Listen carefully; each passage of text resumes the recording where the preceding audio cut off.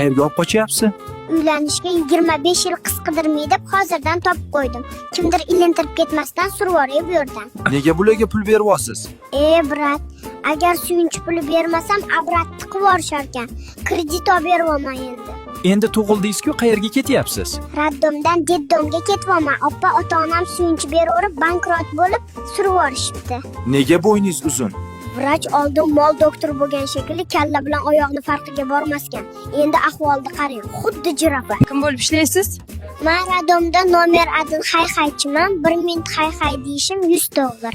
Faqat zakazga chiqaman. Nima bo'ldi? Oyim tug'ayotgan payt qattiq kuchanivordilar shekilli, raketa bo'lib uchib ketdim. Doktorlikdan tashqari biznesingiz bormi? Bemorlarga fitflyonta dori yozaman. Soqqali joyi u dorilarni faqat meni aptekamda sotadi. Xatingizni o'zingiz tushunasizmi?